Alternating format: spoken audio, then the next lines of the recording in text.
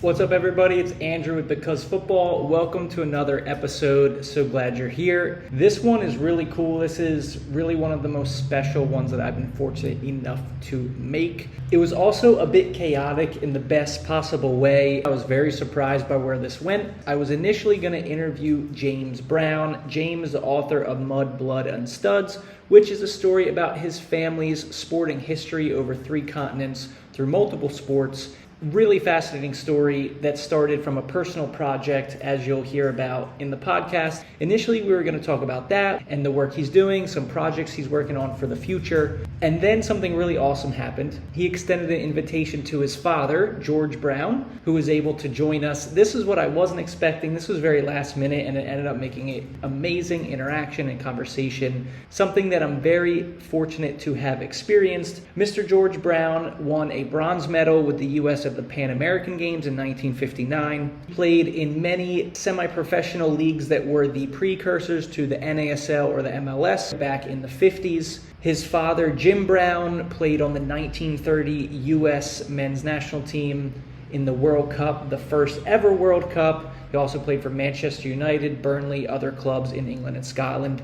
Mr. Brown was also on the board of the National Soccer Hall of Fame for a time, so he's literally been a part of playing, coaching, and administrating American soccer throughout multiple decades. The type of stories, the type of things that we don't normally get to hear about, and it was just such a treat to be able to talk with him and to hear his stories. So you guys are so fortunate to be able to hear it as well. This is a long one, but I would say it's absolutely worth it for all of the amazing anecdotes and information that is packed in.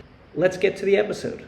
Hello, everyone. Welcome to another episode of the Because Football podcast. This is your host, Andrew. Today, our special guest is James Brown, originally of Scotch Plains, New Jersey, on the hotbeds of New Jersey soccer. Calling to us from Paris, James is a vice president of SASH, the Society for American Soccer History, and the author of Mud, Blood, and Studs, which we're going to talk about today, a story of his family's legacy in soccer and rugby across 3 continents. So, James, welcome.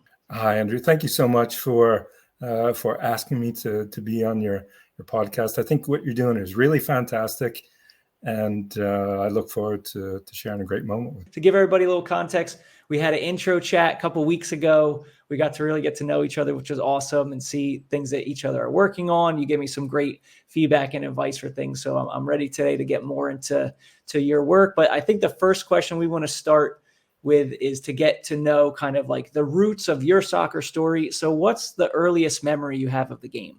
Grew up in a soccer family. No one ever forced us to play. We just played because we loved it. And my father and mother always made sure that wherever we lived, there was always access to soccer. And if there was nothing there, they created a league, or they helped to get fields allocated so that we could all be able to play together. So my earliest memory was, it's kind of funny, I was probably 3 years old, and I had started to play, and we're in Houston, Texas, at this point. And it was so cold. And we had this Westphalia, this Volkswagen that my dad would bring right up on the field. Yeah, those are classics, like the VW buses, man. Yep. And the pop-up roof, so that you could sleep and kind of look at the stars and everything.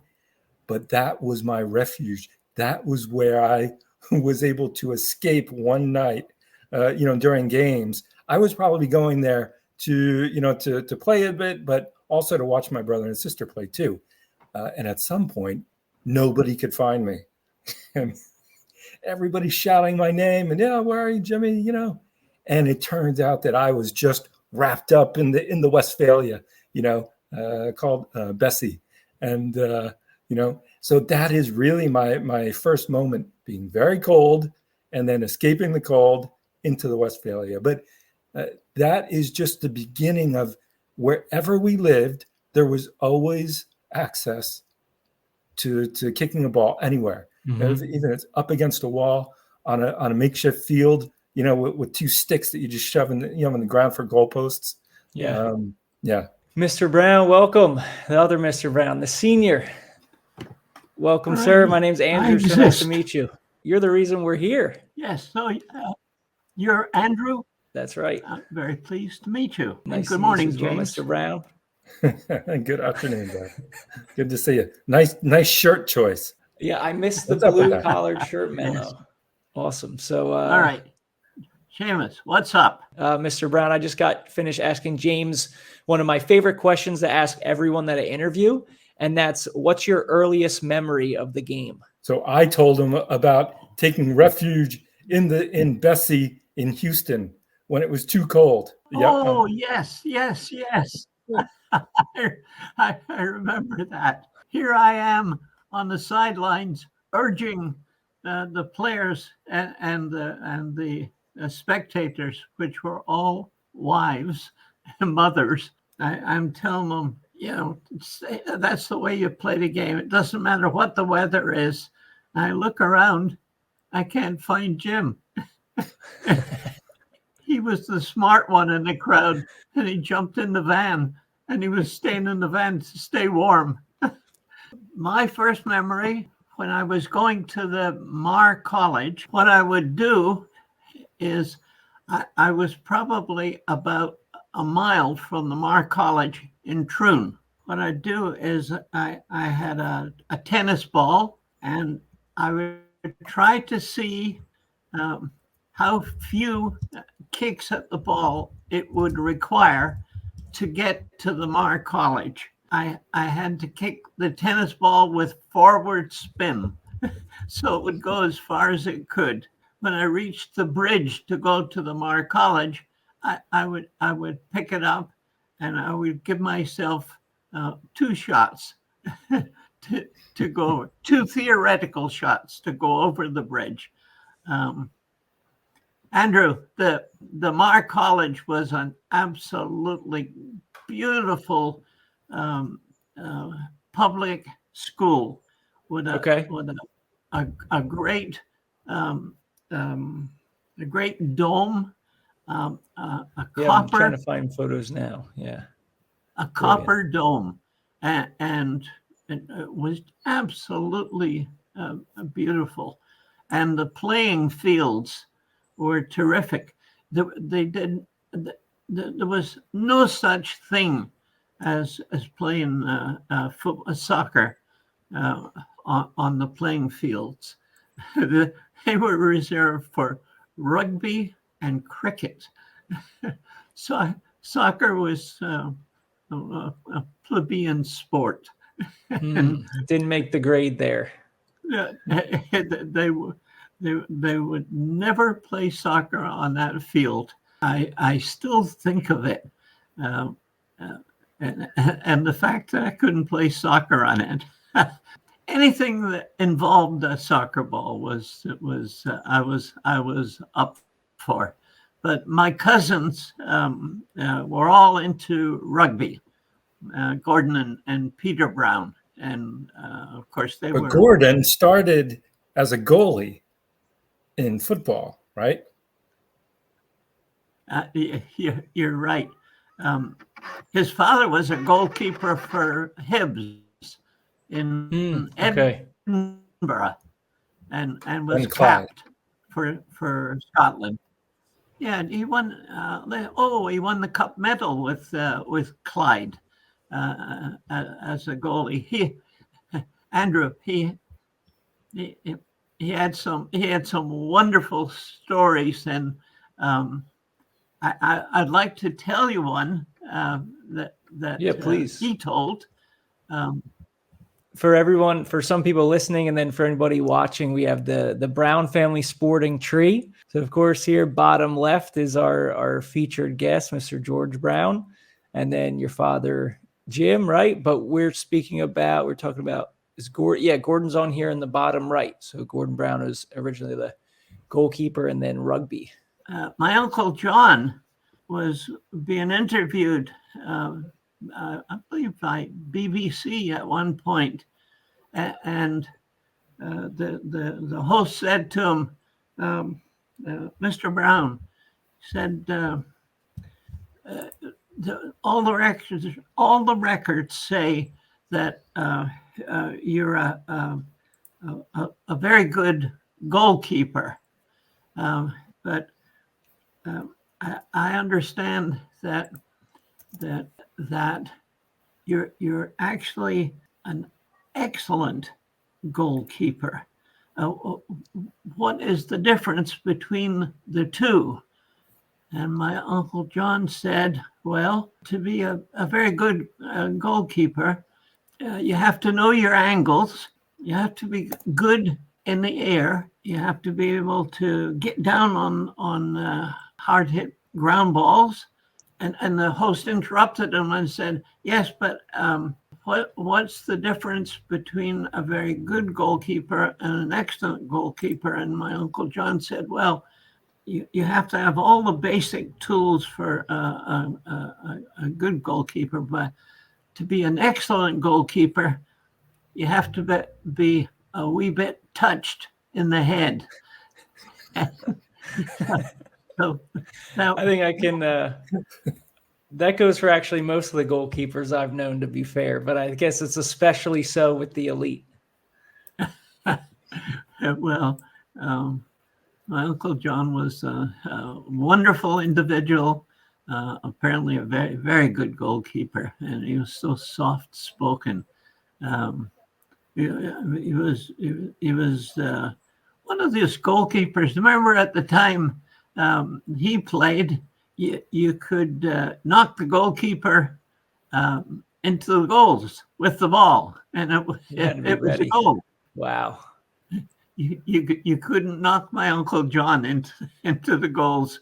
He relished a charge to the goalkeeper. He was a fine goalie and a real gentleman. So where are we going with this? Good question. I'm a little bit overwhelmed. I think James would probably be the one to piece it together. I think to give everybody listening and watching some context, of course, like this chart that we have up and we've been looking at here, I'm going to bring us kind of back to the forefront now, but you know, all this knowledge, this information culminated in a book that James wrote and published. Again, that's called Mud, Blood, and Studs, the story of James Brown and his family's legacy in soccer and rugby across 3 continents. So that's why we've got the footballers, the rugby players there on that chart. But I think that's easy to understand, but I would be really curious, James, if you could share kind of the origin of this, of how all this came to be. Well, as I explained, we had always been involved in soccer in one way or another, wherever we lived, you know, whether it was Colorado or in Texas or in the Middle East, especially in New Jersey. So when my father and mother were in retirement, they ended up moving up to the National Soccer Hall of Fame, the original Hall of Fame in Oneonta, New York. And then that's where they were working with them, helping to build up the archives, organize the archives. So the history and the desire to know more was always there. So every time you went up to Oneonta, soccer was always the topic of discussion, and going into the Hall of Fame and looking at everything. So even though I didn't really, I definitely didn't appreciate it as much as I do today. And that's one of the things that if I could literally go back in time, with what I know now and what I would have benefited from, with all the people who were still there and all the questions that I could have asked, could have videotaped everything. Yeah. So that's where it all started. And then I think, James, you asked plenty of questions. Well, James, but you asked plenty of questions, and they culminated in this. Excuse me, if you lower it a little bit, we'll try to see the there we go. From father to son. Okay, so is this kind of like an earlier project that eventually led? So we got from father to son. Beautiful. Yeah, the origins of all of this, what he has in his hands was from a patriarchal presentation that my son, Aiden, had to give in school. He said, "Dad, I need to know about your, grandpa's side of the family and the origins and everything. So I said, okay, let's build a little PowerPoint presentation. So I started to put stuff together, stuff that I remembered. And then I started to dig a bit more and more. And then I started to call Dad, and we would have these back and forth conversations. So he would feed me with some information, or I would tell him what I just found, maybe a picture or an article. And then he would add little bits and pieces, to it. So I would secretly be recording him, or taking notes because I didn't want to interrupt the flow. And it was so fantastic. And your connection with the family, once I said, okay, I've done you, Grandpa. Now I want to do Uncle John, great Uncle John, Uncle Tom, and then going to Peter and Gordon. So you put me in touch with the family members. And then it was getting all those stories from all those family members, the personal stories. So after like 4 or 5 years, I presented my mom and dad one Christmas. I think it was in 2016 or 17, that manuscript or that. It was a great surprise because I had no idea what he was doing. I was just chatting about soccer in the old days, and he'd ask questions, and then all of a sudden, it was Christmas, and he presented me with this book, and I was stunned. I had no idea you were so sneaky. Yeah. So this was essentially like a prototype, like a kind of the project that kind of was like not exactly the seed, let's say, but like the sapling, right? That then grew into the greater tree of the book and all this like cross-Atlantic research and everything. How many pages was this initial project? Does it show how many pages? I happen to have one. It's 174 pages. So that is a thoughtful, lengthy, like significant Christmas present if I've ever heard one. I hope everybody else is getting some ideas of an alternative, right? It just doesn't have to be whatever Black Friday special we see down online. It's like putting that together at that time, crystallizing kind of your talks together, and then being able to show that to the rest of the family. That's incredible. And including all the family's recollections. It's not just me and the stories that my father's telling, but it's cousins who talk about their grandfather, Grandpa John Brown or Grandpa Tom. So these little anecdotes, that was fantastic to be able to include them in this family tree, this family sporting history idea.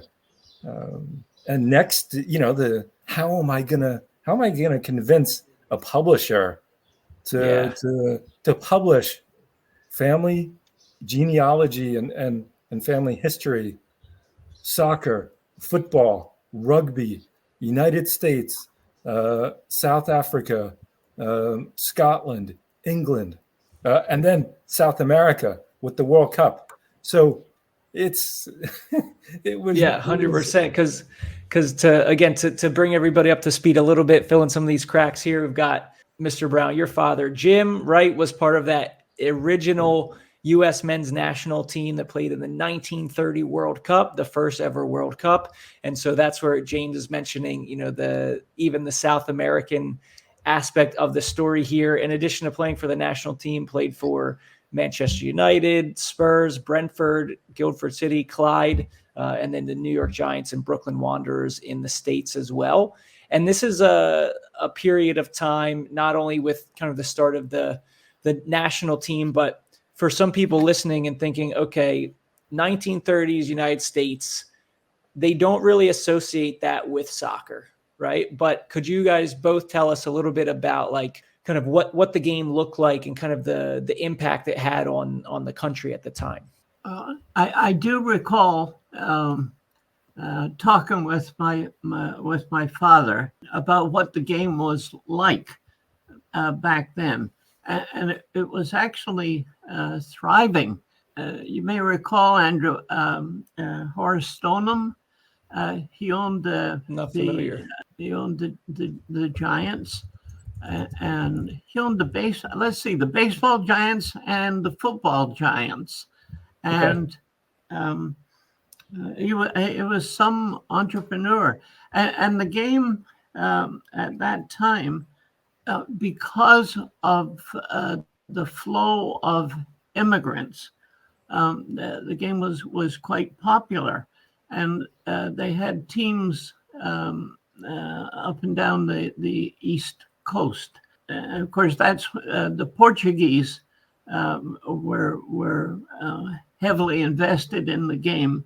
Also, that's where people like Clarky Souza, who is well known in the soccer circles. He was a good representative of the Portuguese element. And Billy Gonzalez from 1920s and 1930 World Cup team. The Babe Ruth of soccer. Yes. I was fortunate enough to actually play with Clarky. They called him Clarky Souza, with the German Hungarians, and they played in that the German American League in New York. It was a very strong league, and some very good players in it. And the center half, when I joined them, was Joe Macca, who actually played. He wasn't in the 30 World Cup.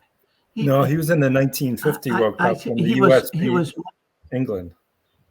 Yeah, that's right. I was skipping a generation. Some of those names, like the Clarky Souzas, Billy Gonzalez, what were these leagues like? Were some of these players professional? Was it semi-professional? Because the average person might just think of some of these, it was basically just a Sunday league situation. But obviously, if you have players of a World Cup caliber, it shouldn't be the case. So, like, what was kind of that economic side? Were they full-time? Were they working jobs as well? And what did kind of like the day in the life or kind of the status of a top footballer at that time look like? There were two main leagues in the East. I can't speak of the teams that were in the Midwest, and there were very good players that came out of there. But players like Harry Keogh, for example, Keogh, from St. Louis. Yeah, from St. Louis. The German American League, which was played only in the East. There were teams like the German Hungarians, Eintracht, the Swiss part-time professionals. That they had a regular job. In the case of Clarky Souza, for example, who was playing in the Hungarians when I joined them, he had a job as in the knitting mills, and the owner of the club, whose name I can't recall, but the owner of the club hired him for $100 a week. Clarky was actually a designer of various products that Clarky would train one night a week. I asked him one time how come he was so fit, because he could run forever on the field. And he said, I train every week on a Wednesday evening. That was the total training that he participated in. um, I never trained with the Hungarians because I lived in Connecticut. It was the bus and train. It would take me about 3 hours to get to the field to train. I only did that one time, and then I realized it was silly. So, interestingly enough, I never trained with any of the teams that I played for.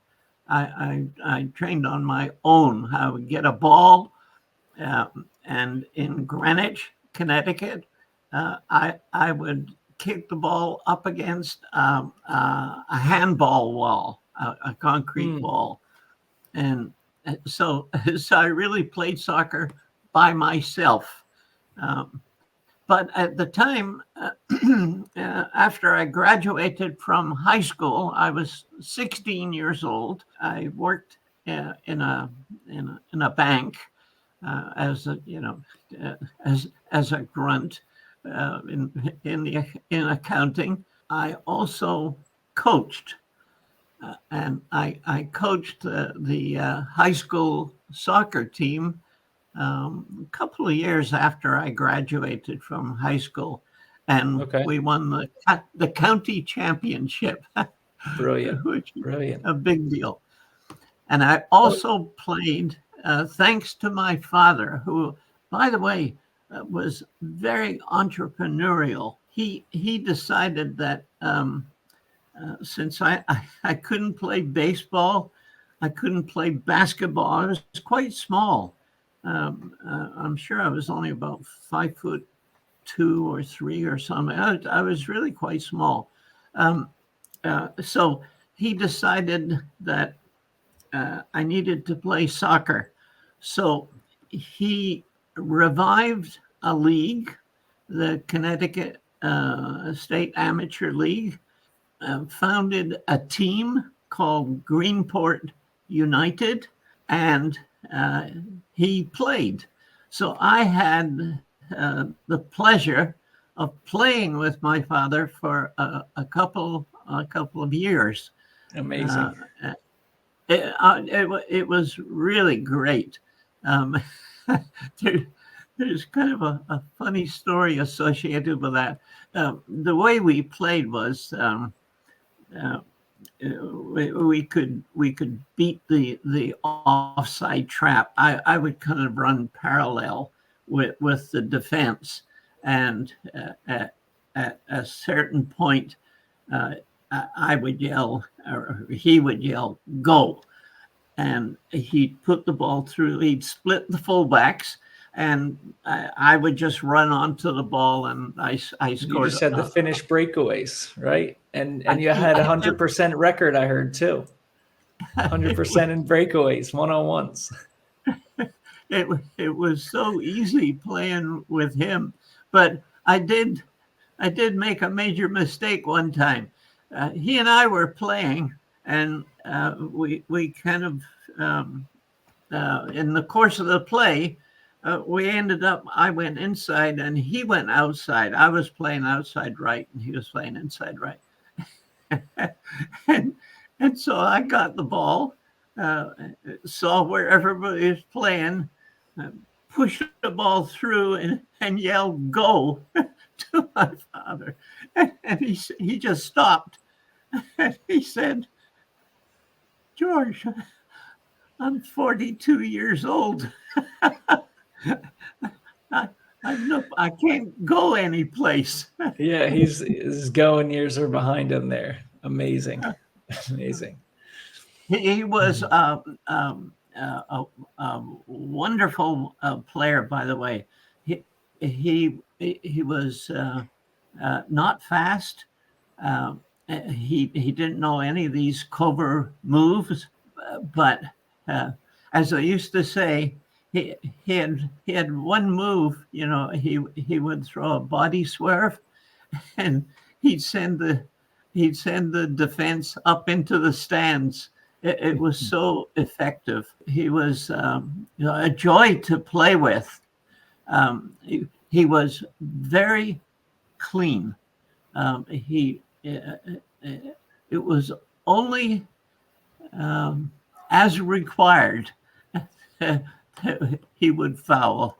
And should not only you got to play with your father, but he wanted to create the opportunity for you and played so much that he revived a whole association and got the team going again. That's just an amazing story. And those times, like, and I know this a little bit from my family who was in like the Trenton area in New Jersey, were a lot of the teams based off of like the different like ethnic communities, or was it more just kind of the town you're in? You mentioned the German Hungarians, right? But obviously, Clarky Souza wasn't exactly German Hungarian. So I guess what I'm getting at is, they initially started with the ethnic communities, but then as America tended to be, it just kind of everybody melted together and soccer became that unifier. Is that right? Teams that played in the American League, there were a few that were purely ethnic.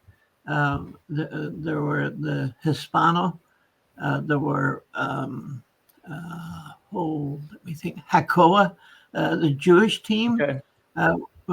That was formed, and actually it was formed by Erno Schwartz. Erno Schwartz came over with Hakoah for a tour, and he decided to stay. And so he was the playing manager of Hakoah, which was a team in the American League, and it was kind of funny. If it wasn't for people like Erno, the game would just have, I think it would have stayed in the background for all practical purposes. But Erno, he put the nets up. His home field was Sterling Oval in Manhattan. The field never saw a blade of grass ever. It was hard pack. My clearest memory is getting changed down below the bar, which was at one end of the field, and I can still smell wintergreen that you rub on you for injuries and everything else. Yeah, muscle sores, and tightness, and urine because they urinate in the shower. So I have this clear recollection of playing in Sterling Oval. The good old days at Sterling Oval. Brilliant. And were people coming out to watch these matches too? Were you getting crowds and like obviously newspaper coverage? What did kind of the culture around the matches feel like? It was all ethnic. So if the team played the Brooklyn Italians, you'd get a really good turnout of Italians. One side of the field had aluminum board set up, and the crowd, when they got excited, would hammer on the board and make a hell of a noise. But it was all it was very low. It was very low key. I actually tried out for the New York Americans, which was owned by Erno Schwartz, and I still have the letter I got from him. I played in 2 friendly matches preseason. I scored a couple of goals in each game. He sent me a letter of rejection saying Uh, he thought once I put on some height and weight, I could probably compete. But in the meantime, he regretted that he thought I should play elsewhere to gain some weight. So I used to keep his letter of rejection tacked up over my toilet in where I lived in Greenwich. It was my gesture of defiance. Erno Schwartz was probably solely responsible for maintaining some kind of popular support for the game. He was quite an entrepreneur. Erno organized international games, believe it or not. He would finance them. I'm sure he took a loss on most of them. And the international games were played, Andrew, in Randall's Island. Okay. That was where the international games were played.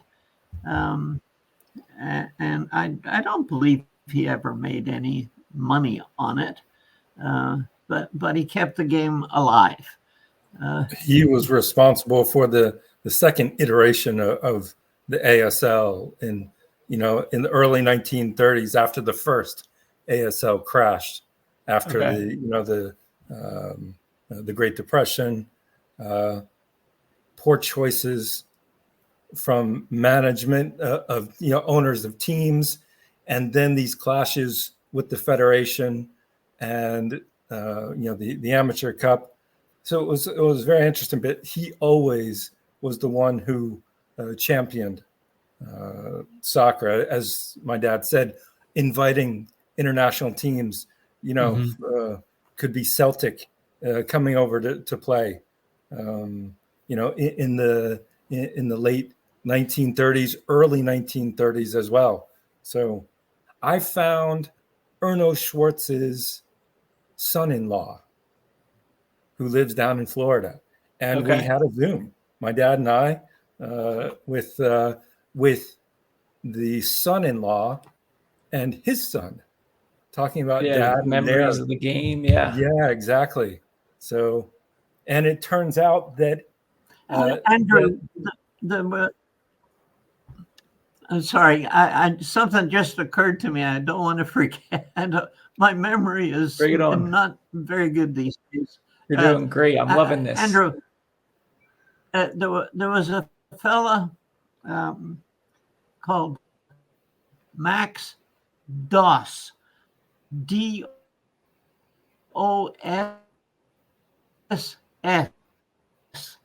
and a little shop. He sold all kinds of soccer equipment, and he had the tiniest little shop, but he could get you anything. And there was a couple who were strong supporters of the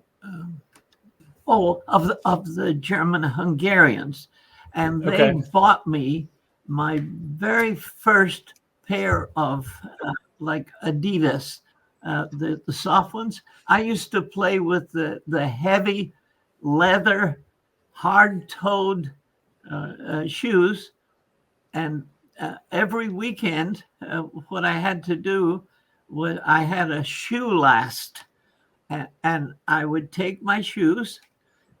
I would check the studs, and if there were cork studs, if a stud was worn or a strip had come off it, what I would do is I get the shoe last, slip the shoe on it, pair of pliers, I'd pull the cork stud out.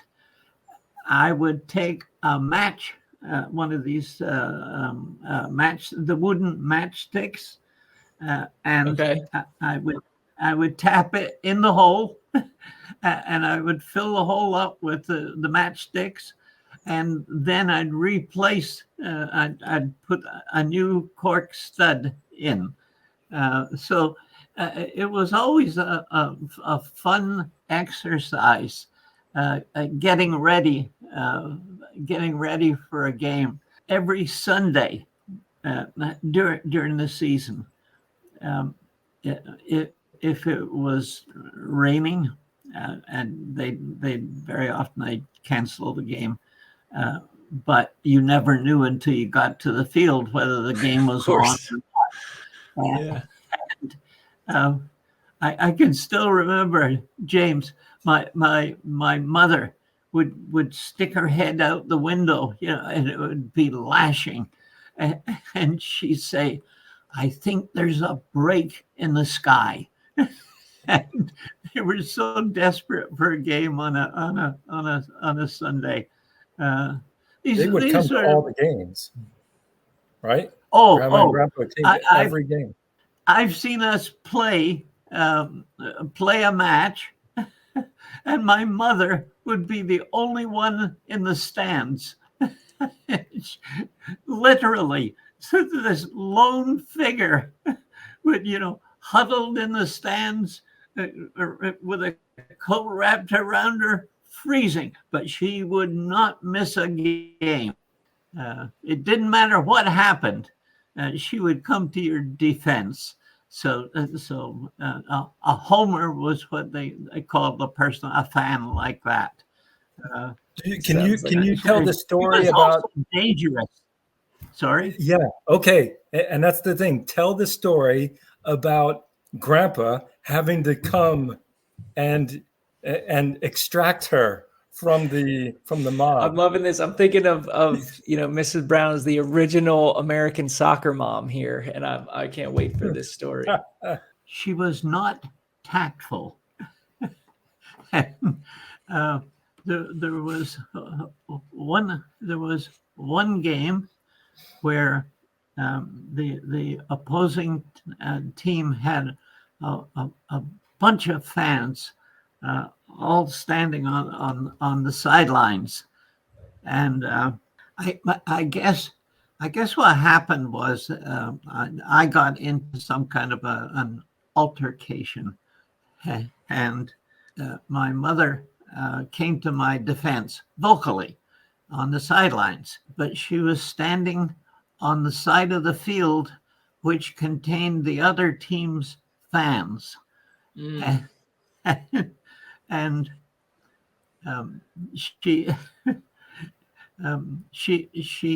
didn't restrain herself, and the fans were quite upset, and they gathered around her, and I'm not sure if anything would have happened, but they were speaking in violent terms, and my father was on the other side of the field for some reason, and he came running over to see what was going on.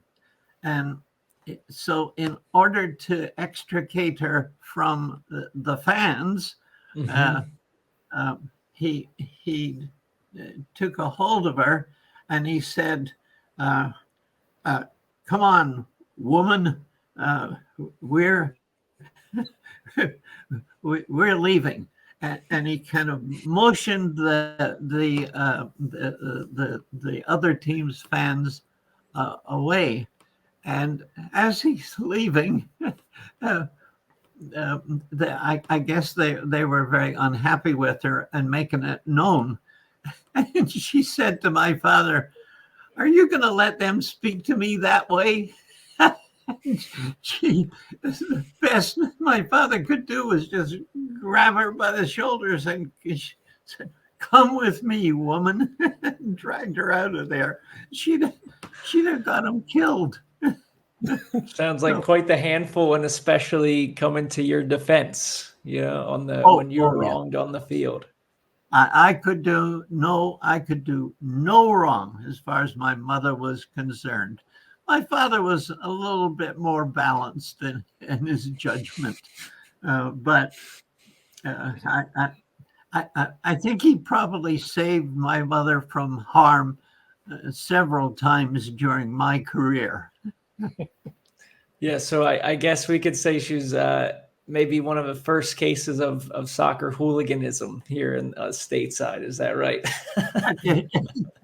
You wouldn't be far wrong. I never thought of it that way. But But I these think, were yeah, these. but pretty amazing story, and I can imagine her there, bundling up in rain, snow, wind, whatever it is. But I wanted to come back really quickly to the cork cleats. But on a Sunday at home, I would put the shoe on the shoe last, and if any of the studs were worn, sometimes what would happen, the stud, by the way, was solid cork with 3 nails protruding at the bottom. And Okay. so in order to replace a stud, what I would do is I'd put the shoe on the last, I'd take a pair of pliers, I'd remove the stud, then I'd get a wooden matchstick, and I would stick it in the holes and hammer it in so that I had a solid surface on which to put another stud. Okay, and then hammer that in as well. Okay. Hammer that in, yeah. So that was always kind of a ritual on a Sunday, a ritual that we all looked forward to. Was preparing the shoes for the game. Wow. And of course, where the heavy lead, they would come up above the ankle, and they were so heavy. It was terrible. But fortunately, when I went to the Hungarians, there was this couple who were real fans, and they took me down to the shop that I mentioned, Max Doss. And Max had everything. And that's where I got my first pair of Adidas. And you're finally on the cutting edge. Yeah, the cutting edge of the boots at the time. Yeah, Amazing. yes, they were, and it took me a while to get used to them because they were so delicate, and I was so used to wearing shin guards with the old boots because everybody was wearing them, and the shin guards were as you would expect, but what I used to do is get rubber. There were, you could buy sheets of rubber, which were about probably a quarter of an inch thick. Okay. And I would cut them out to fit inside the shin guards to get more protection. And it was fortunate I used to do that because I was so small at the time that the opposing players would get angry when I would beat them with, a close dribble or whatever. and it wouldn't have been the first time or the only time that they took a deliberate swipe at my shins. And that's when I thank goodness for the rubber that was installed. I still have dents literal dents in my shin that came from direct assaults on my shins Unbelievable. that got through despite the rubber inside the shin guards.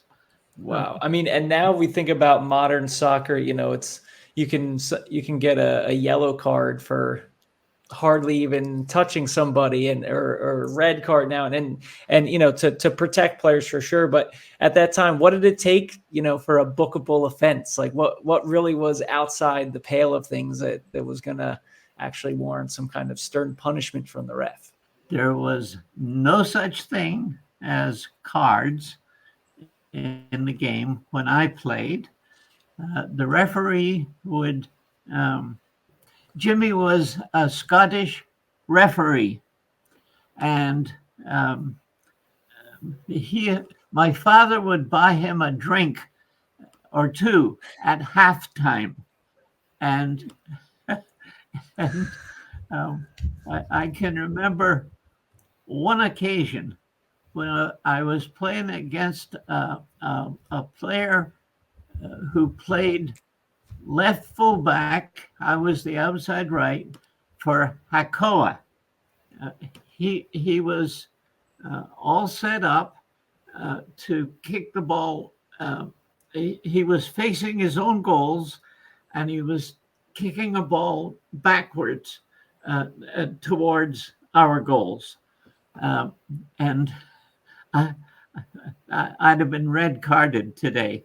But what I did was he was quite a dirty player, so I'd taken a lot of abuse from him. And when I saw him about to kick that ball over his head, I went in with the flat of my shoes with the studs up, and I planted it. It was terrible. I caught him right on the top of the foot, right? And he went to the ground immediately, and he was really hurt. His foot swelled up. He taped his shoe on for the second half, and he played with it. And you better believe I stayed a mile away. and the referee came by after the incident, after I'd planted my boot in on his shoe, and he said, he's wagging his finger like this, right? And the crowd is yelling for my blood. He came up and he's wagging his finger at me, and he's saying, "Boy, you got him a good one that time." He said, but you better be careful. He's got lots of supporters in the stands. So the ref knew. So it's a foul, I guess, but nothing further. It just kind of carry on, and then you just got to watch your back on and off the field. Then that's the real punishment. How about Grandpa making talking to the league referees, that they needed to be tougher. So. Yes, I think I mentioned earlier, Andrew, that in order for me to play soccer, my father revived the soccer league. Right. Yes, sir. He formed Greenport United, and he also headed up the referees, and he called a meeting of the heads of the teams in the league, and he gave him a finger waving session saying there's too much fouling going on. This has got to stop, and I have warned the referees. I've had a meeting with the referees and explained to them they have to crack down. and they should not hesitate to throw players out of the game if they showed really bad behavior on the field. The first player to be ejected from a game was my father. His admonition to the referees had worked. Oh my gosh. Yeah, they listened to him. You got to give it to that, and he made his point clear. He did, in fact. Oh These were good days. I scored a bundle of goals because it was so easy with him. Yeah, these were good days. He was so deceptive. I could just imagine what he was like on the national team. By the way, Andrew, I don't think I ever mentioned that he never played organized soccer in Scotland, and he had never played in an organized league on a regular team in his life before he was selected to play in the 1930 World Cup. Well, when he came over to the U.S., he had never played on an organized team, except on the local Troon, the Cookie Wrestlers, right? The Cookie Wrestlers, yes. Sounds like a legendary team or crew, whatever they were. In a bakery, for a penny, you could get a handful of broken cookies, and so that they would play for the cookies, and his team were called the Cookie Wrestlers. I guess that meant the Cookie Wrestlers. Wrestlers are wrestlers. Yeah. Just playing for cookies. That's brilliant. So then, and what did that process look like then with the whole scouting for the World Cup team and how that came about and who was kind of like the decision maker? Like he goes from, nothing organized to then the first ever World Cup. When he came over and he settled in Westfield, New Jersey, right next to Scotch Plains, their neighbors, and he got a job in a metal box factory in Plainfield, which is on the other side, the other neighbor of Scotch Plains. That's where he was hanging out after work and watching the local Plainfield soccer club play, and they would play in a division. It was an amateur league, and they would play all of the cruise, the cruise liners that would come over.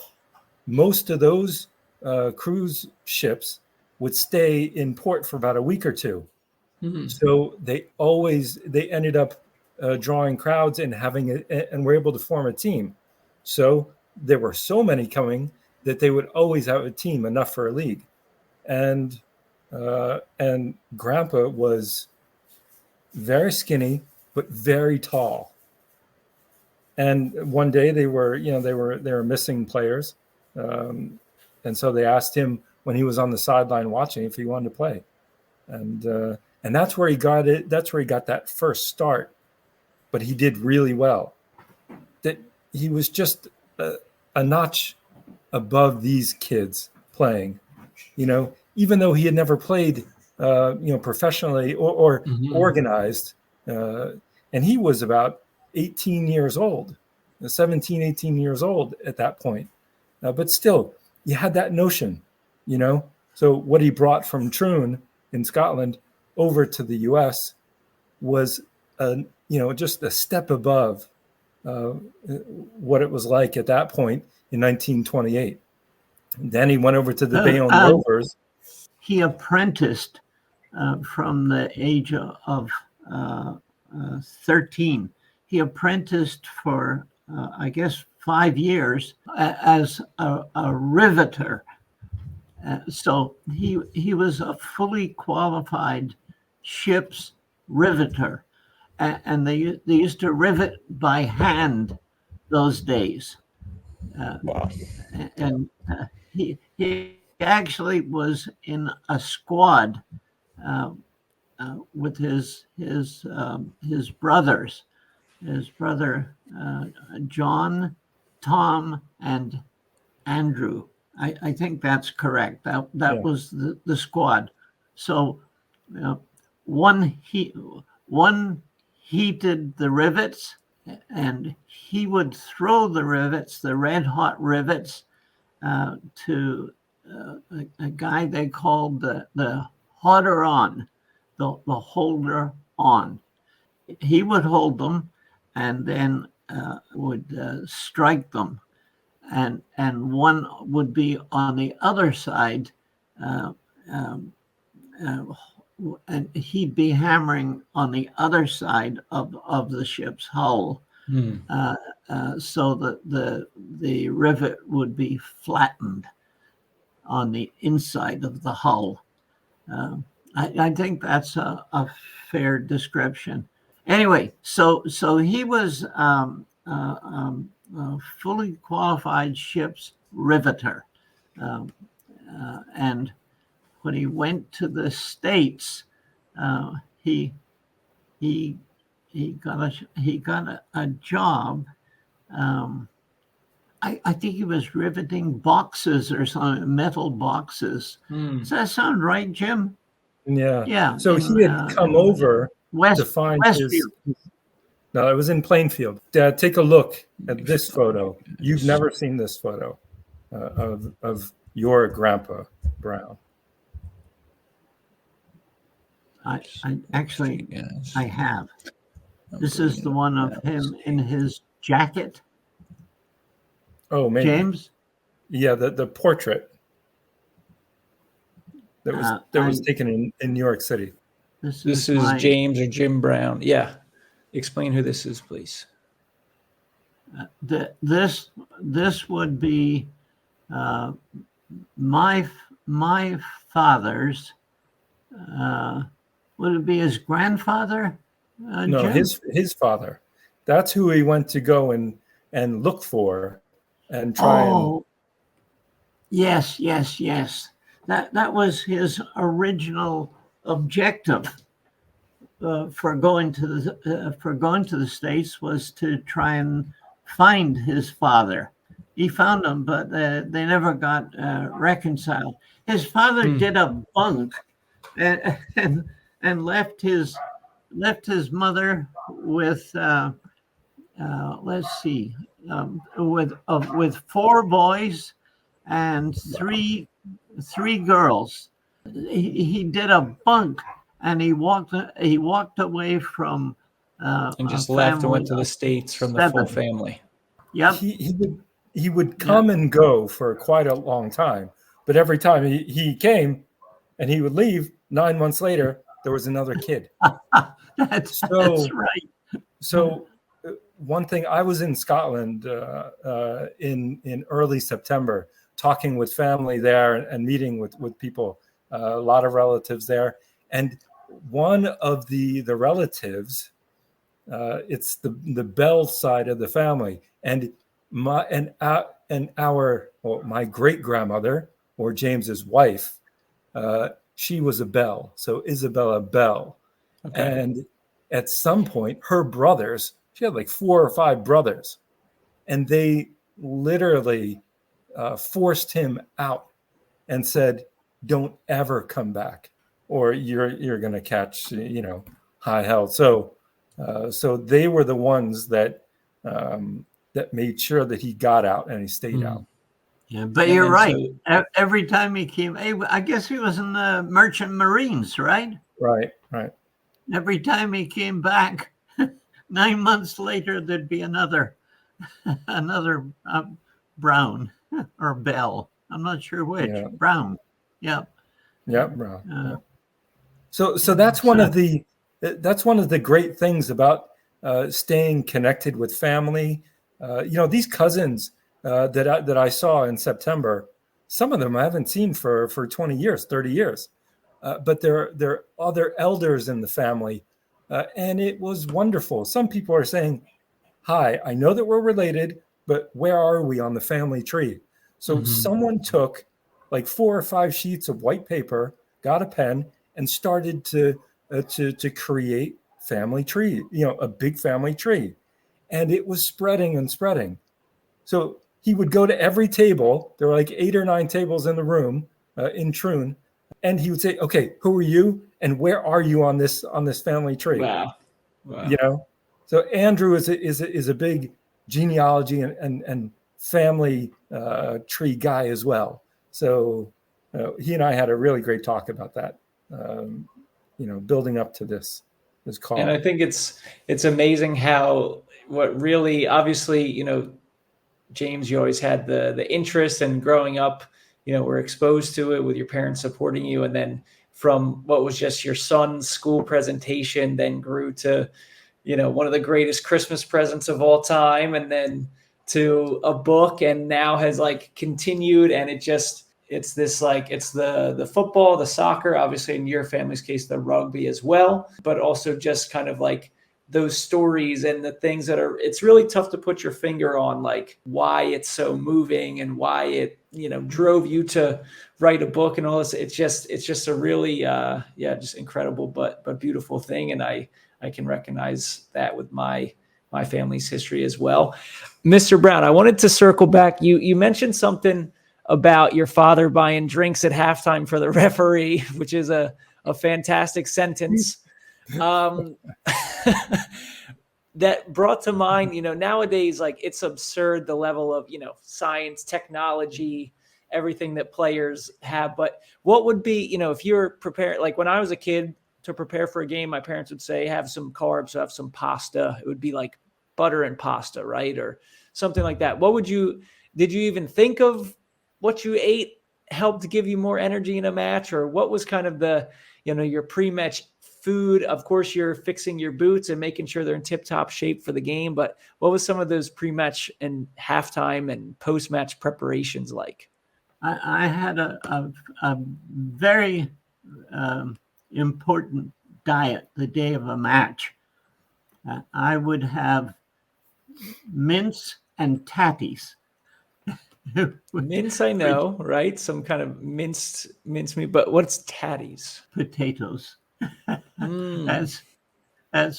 And that was the standard pre-match fare. In fact, it was our normal fare almost every day. my mother was not was not a renowned cook, but she could put mince and tatties on in a flash. I loved them. I love them today. And that's what we had when we were growing up, and those were some of the best meals, just in general. Because nobody ever referred to it as mince and tatties, unless you were in the same circle, growing up. But what absolutely fond memories! I can still smell the chopped onions, and there also be peas thrown in there, and the mince, yes. and building these volcano, the mashed potato volcano. Oh, to, yeah. Love to it. put the gravy in, That's a pure childhood memory. I'm sure I was sitting in the back of that van in Houston saying, oh my gosh, I wish I had a plate of mince and tatties right now. Exactly. To keep you warm, right? And not just to prepare you for the match. Incredible. Exactly. Incredible. Yeah. So, like, you've seen the game change so much throughout your lifetime, and I'm sure, a lot has, and the game in particular. And because even I can say, I'm 34, and I can say some things have changed so much since I followed the game. And I guess I still have like so many questions. I'm trying to ask the right ones to glean out great wisdom and experience from you, sir. But I guess, like, one that sticks out is there's always this discussion of, who's the greatest. Now they say it's Messi or it's Ronaldo. And before that, we have Maradona, we have Pele. How do you kind of look at that as you've watched decades of football and seen so many players and styles of play and teams, like, is that even a fair question to ask of who's the greatest? Should we just be appreciating it? Should we say, hey, it's really specific to the time period and the era they're in? Like, what do you think of that and all the great players you've seen over the years? Sure. Actually, it's not a fair question for a number of reasons. For instance, you could go back to the old NASL with Canalia, who scored Canalia. a bundle of goals. I actually would not hesitate today to say that I believe that Messi was the best player of his generation. The reason is Messi read the game as well as anybody I ever saw. You could actually see him do it. He'd be at least two passes ahead of the field. And it was a joy to watch him. I've actually gone on YouTube to there. You can find documentaries of and I would just get on a Messi documentary, and it was such a joy to watch. And what I liked in particular is not only did he read the game so well, but he bounced off of tackles, and that was something that I appreciated because as small as I was when I played, it was very hard to knock me off the ball. And that's because I moved into the tackle early. So anybody trying to knock me off the ball was I was ahead of them. A step ahead, yeah. It knocked me into the play I wanted. I was going to make one other point. The one thing that I dislike about today's game is the shirt pulling. It rubs me the wrong way, and it's just an accepted part of the game now. The referee doesn't even call them.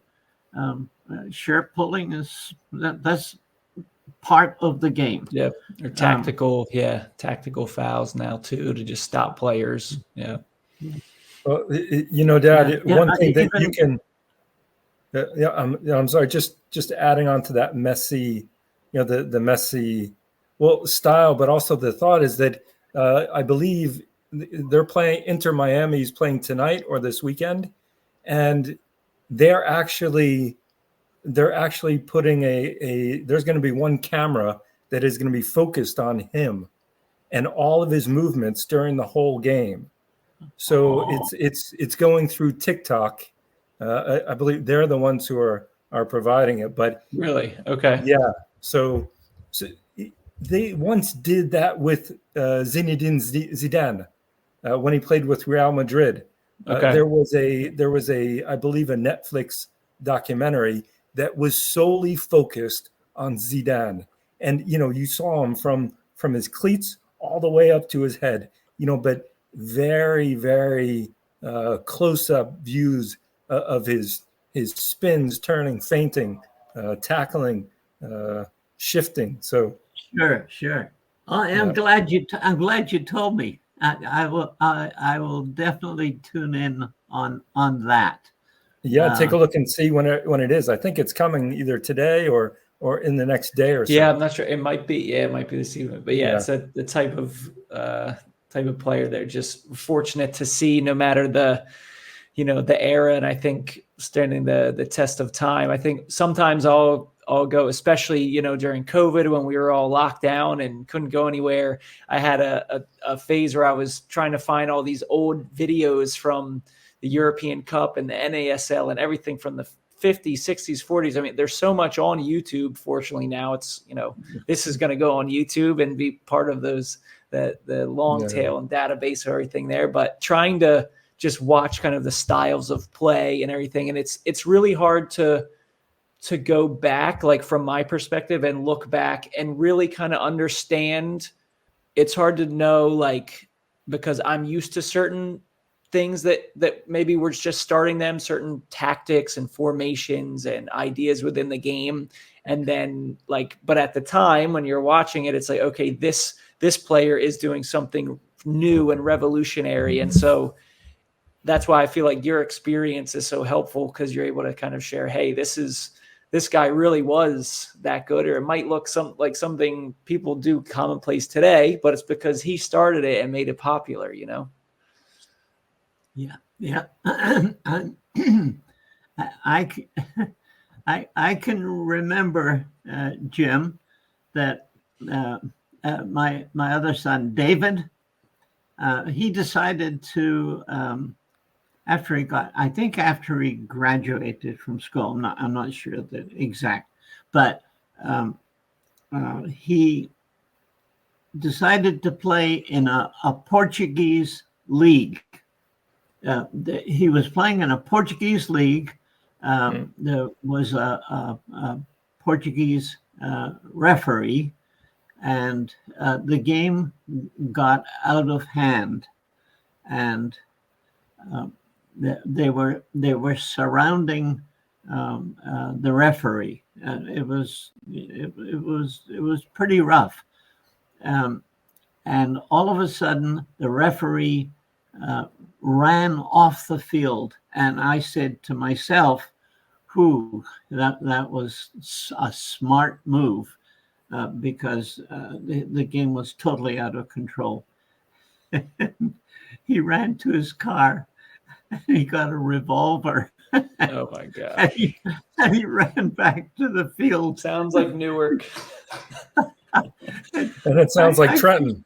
Yeah, I can still picture it. I think at that point, David decided not to continue in that league. That was it for him. I was fortunate to play with him during 1 or 2 seasons before he stopped, so that was wonderful to learn from him as well, because we had never played together. We're about 6 or 7 years apart, so when I was just coming in, he was leaving. Different periods of the game. So he was a delightful player. Great defender. I thoroughly enjoyed watching him. Mm-hmm. Brilliant. And he can make some really great runs.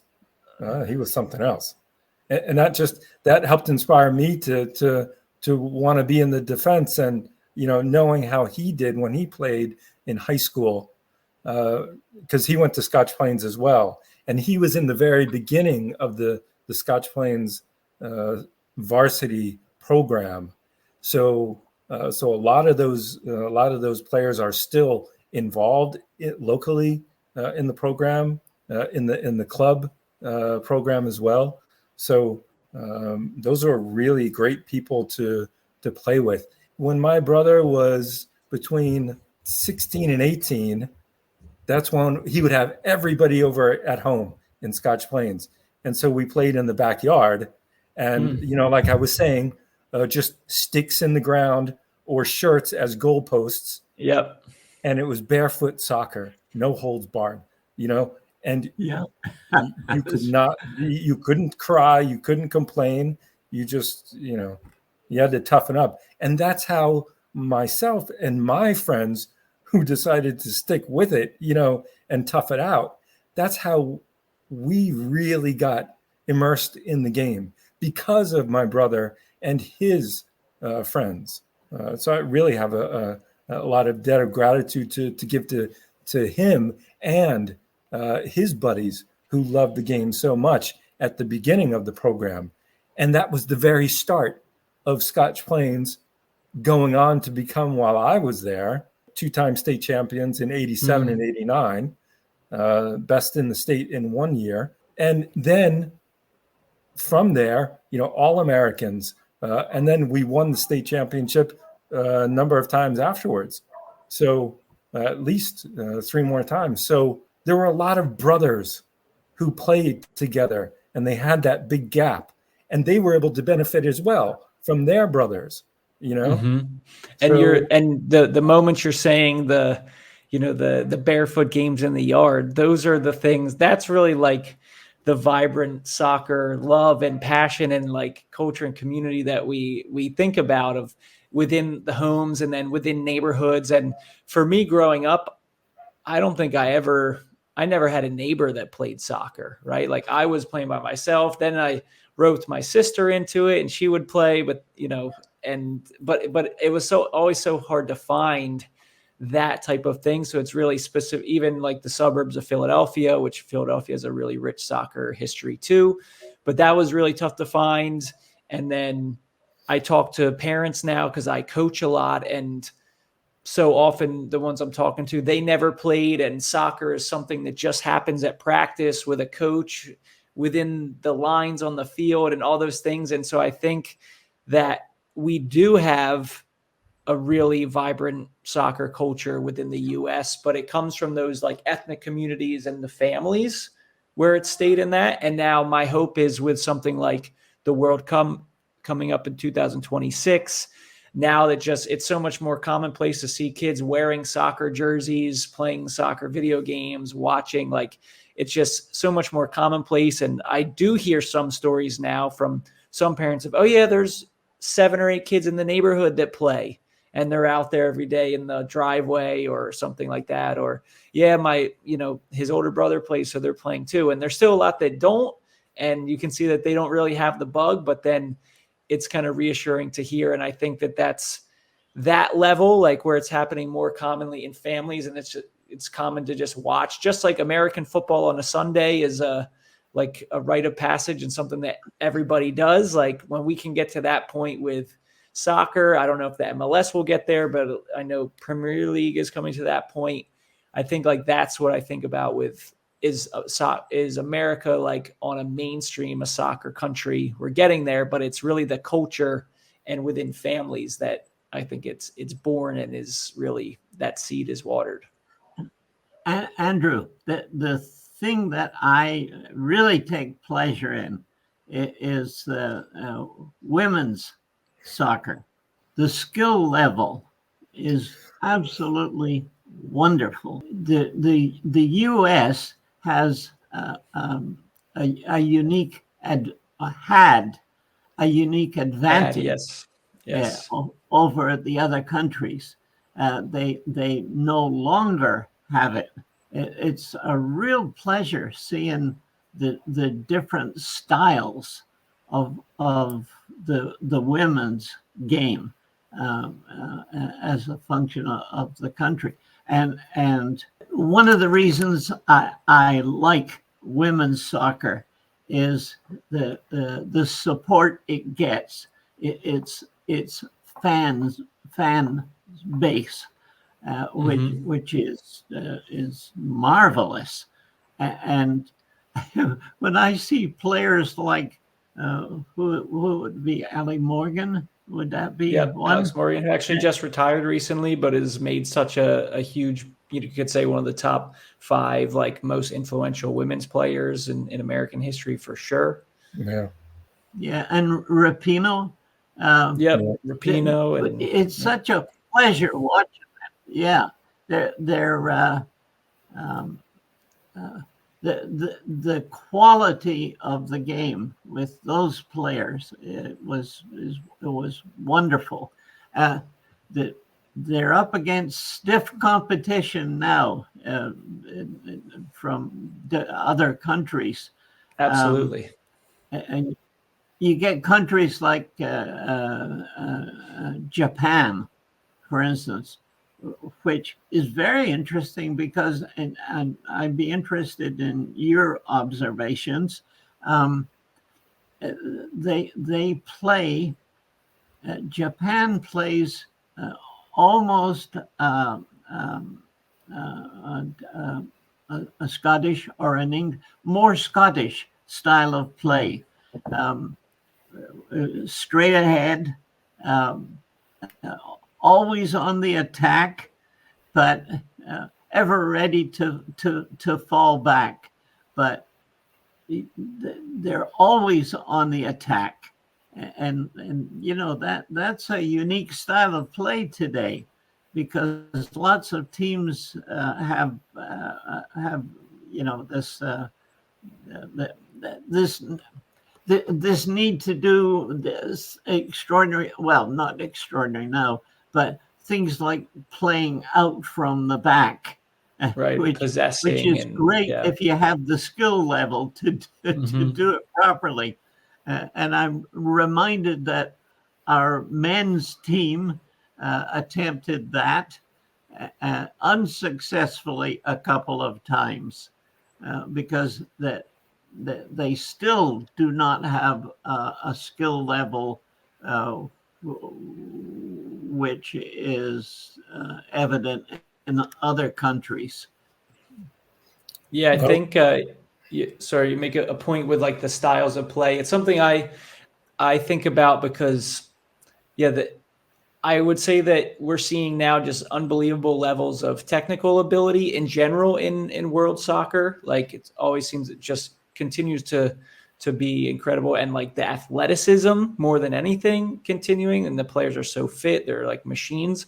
But I don't know if I compare the game to 15 years ago or like 20, 25 years ago when I first got into it. Like, obviously there's some nostalgia of being a child and the rose-colored glasses, but I feel like the game, there are exciting matches, but in general, I feel like that more possession-based and everything is really slowing games down, and it makes it much, much less exciting and much less dynamic. And then there's a lot of coaching is so overwhelmingly controlling as well, where I think we're creating less opportunities for these like maverick type of really skillful players to show like their identity and who we are. And it's kind of like we're just getting a lot of people who kind of play the same way. And so I wonder, do you think, like, is there certain times in soccer that were more exciting eras, or when the game really seemed to kind of have that connection with what it should be, of being daring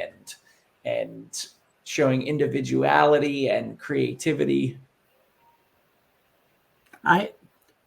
Andrew, I have not seen that with the U.S. national team.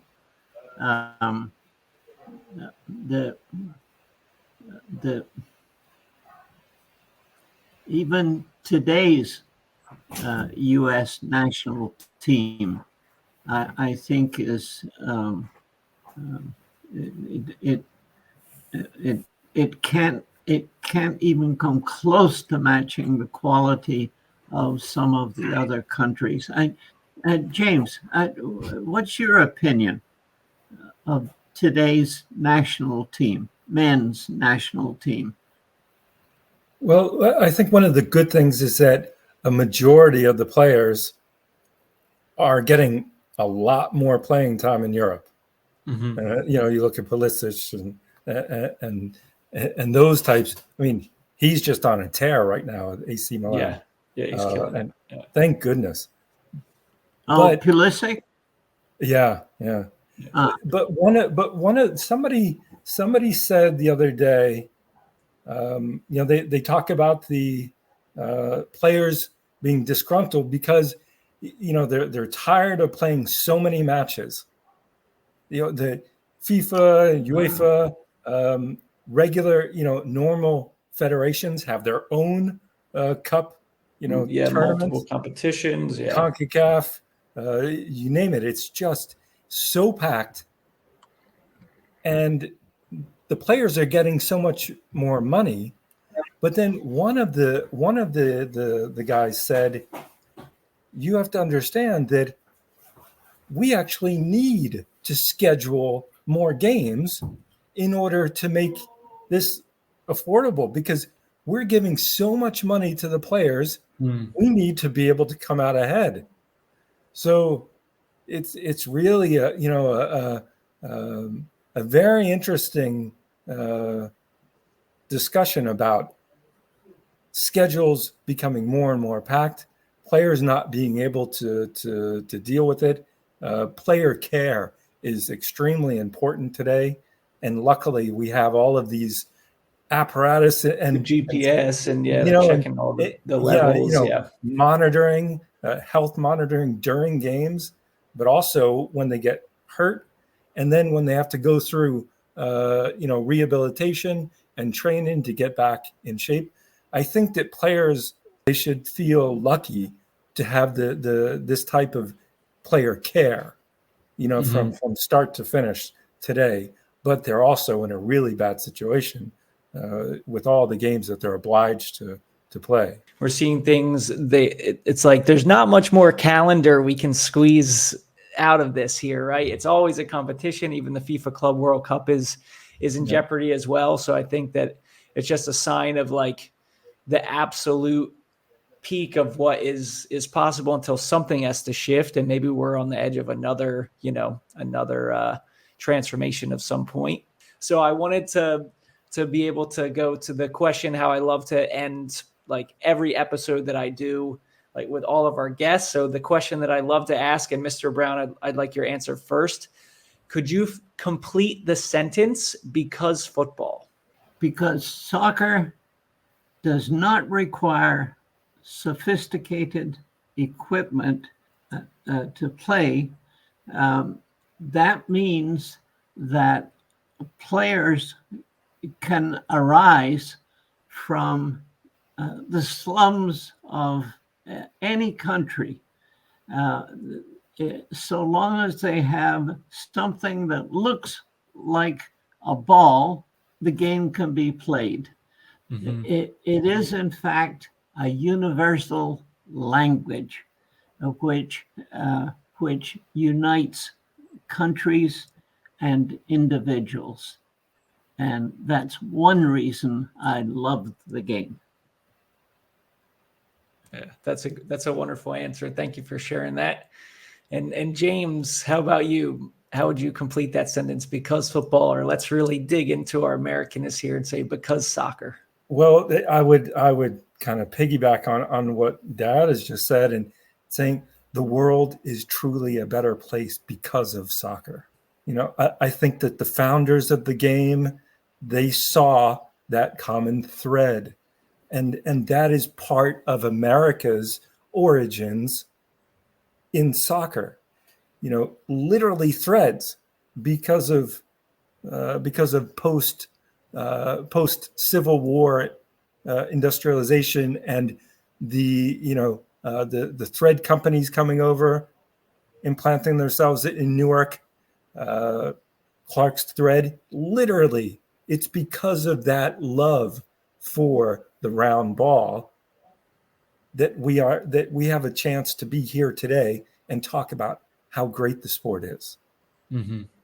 So, yeah. Brilliant. Well, thank you both for your answers, for your time. We're certainly going to put links to the book, to your LinkedIn, James, and any ways to connect with you. We know you've got some other projects as well, building up for the 2026 World Cup.